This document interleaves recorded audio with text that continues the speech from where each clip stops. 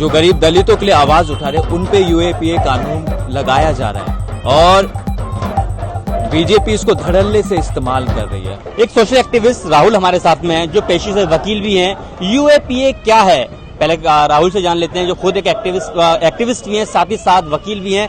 UAPA किस लिए बनाया था सरकार, जो आया था सुप्रीम कोर्ट ने जो लॉ बनाया, आज उसका क्या इस्तेमाल होने लगा है राहुल जी? देखिए, यूएपीए का आज इस्तेमाल सिर्फ और सिर्फ आवाम की आवाज को दबाने के लिए किया जा रहा है। कायदे से तो यूएपीए उन पे लगना चाहिए जो समाज को बांटते हैं, जो समाज में नफरत फैलाते हैं, जो समाज में हिंदू मुसलमान का ढकोसला करके लोगों को बांटते हैं, जो समाज में जो गरीब दलित है उनको आगे नहीं बढ़ने देते, समाज में गरीब जो महिलाएं हैं उनको अधिकार नहीं मिले उनको आगे नहीं बढ़ने देते हैं। तो कायदे से तो यूएपीए उन पे लगना चाहिए, परंतु आज ऐसी परिस्थितियां बन चुकी हैं जहां पे जो गरीब छात्रों के अधिकारों के लिए आवाज उठा रहे, जो गरीब महिलाओं के अधिकारों के लिए आवाज उठा रहे, जो गरीब दलितों के लिए आवाज उठा रहे, उन पे यूएपीए कानून लगाया जा रहा है और बीजेपी इसको धड़ल्ले से इस्तेमाल कर रही है। बीजेपी जब से सत्ता में आई है तब से बीजेपी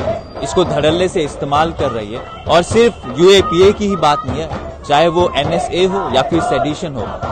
आप अगर बीजेपी के कार्यालयों को देखेंगे, कार्यकाल को देखेंगे, तो आप उसमें देखेंगे कि बीजेपी किस तरह से कानूनों का इस्तेमाल कर रही है आवाम की आवाज को दबाने के लिए। तो ये तो इनकी विचारधारा का हिस्सा है। इनकी विचारधारा का आधार ही यही है कि समाज में गरीबों को उनका अधिकार ना मिले, समाज में दलित कभी पढ़ ना पाए, समाज में गरीब महिलाओं को उनका अधिकार ना मिल पाए, समाज में ये ऐसे ही बांटते रहे और अपनी सत्ता पे बैठे रहे और राज करते रहे। जैसे ब्रिटिश साम्राज्य हिंदू मुसलमान का बीज बोकर समाज को बांटना चाह रहे थे, उसी तरह से ये काम करते हुए आ रहे और आज ये कर रहे और ये हमको साफ साफ अब नजर भी आ रहा है। तो यूएपीए जो कानून है ये सिर्फ और सिर्फ बीजेपी या फिर जो पहले की भी सरकार है वो इसीलिए इस्तेमाल करती हुई आ रही है कि जब आवाम अपने अधिकारों के लिए आवाज उठाते हैं तो उसका दमन करा जाए। सुप्रीम कोर्ट ने कानून बनाया यूएपीए, जिससे कि जो टेररिज्म लोग होते हैं उनको थोड़ा डर पैदा हो जाए, जो थोड़ा इस तरह एक्टिविटीज करते हैं उनके अंदर डर पैदा हो जाए। लेकिन त्रिपुरा मामले को हम लोग देखें, 102 लोगों पर अब तक यूएपीए लग चुका है, तो ये तो अब बल्क में लगने लगा ना। ये कहाँ, क्या लगता है कि वो सभी लोग या तो टेररिस्ट थे या इस तरह की एक्टिविटीज कर रहे थे जिसके उनको कानून लगा दिया है? क्या गलत इस्तेमाल कर रही है सरकार यूएपीए का? सरकार साफ साफ इस कानून का गलत इस्तेमाल कर रही है। जो भी लोग हैं, जो भी सच्चाई को बाहर ला रहे हैं, सरकार सच्चाई को बाहर नहीं लाने दे रही है, क्योंकि एक बार इनका जो ये विकास का मुखौटा है वो उतर गया तो इस आवाम को पता चल जाएगा कि किस तरह से ये खेल खेल रहे हैं हमारे साथ, चाहे वो नोटबंदी हो, चाहे फिर विकास के नाम पे पता नहीं क्या क्या करते हैं, चाहे वो हो।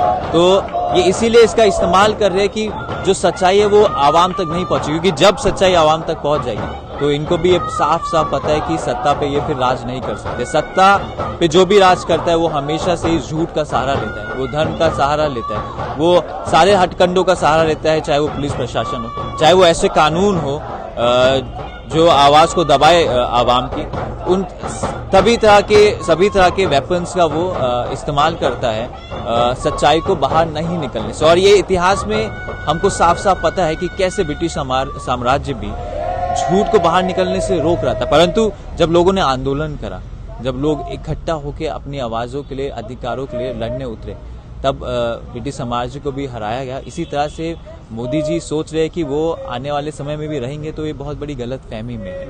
आवाम को धीरे धीरे पता चल रहा है कि किस तरह से उनके साथ खिलवाड़ करा गया है, किस तरह से कर्फ्यू जब लगा था, पिछली बार जब लॉकडाउन लगा था, किस तरह से उनके परिवारजनों की मृत्यु हुई है, किस तरह से आज भी जो गरीब छात्र है वो शिक्षा नहीं प्राप्त कर पाते हैं, कैसे अस्पतालों में अगर आप जाएं तो गरीब की नहीं सुनवाई हो पाती है। आप अगर पुलिस प्रशासन के पास अपनी शिकायत भी दर्ज करने जाए, अगर आप गरीब हैं तो आपकी सुनवाई नहीं होती।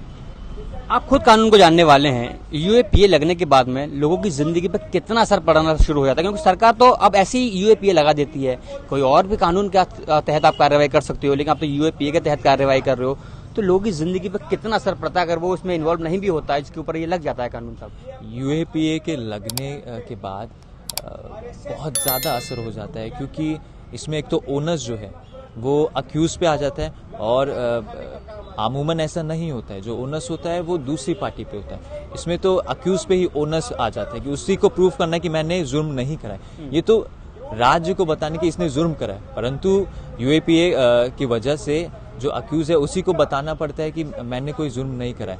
और सिर्फ जिन पे लगाया जाता है उन्हीं को परेशानी नहीं झेलनी पड़ती है, जो उनके परिवारजन है, जो उनके मित्र है, उनको भी बहुत परेशानियां झेलनी पड़ती है। और हाल ही में जिन पे भी यूएपीए लगा है उनके परिवारजनों से जब ये पूछा गया तो उन्होंने बहुत दुखी होकर बताया कि किस तरह से उनका जीवन कट रहा है। तो यूएपीए सरकार इसलिए भी इस्तेमाल करे कि लोगों में एक भय की स्थिति बन पाए, लोग फिर जो है आगे आने से डरे।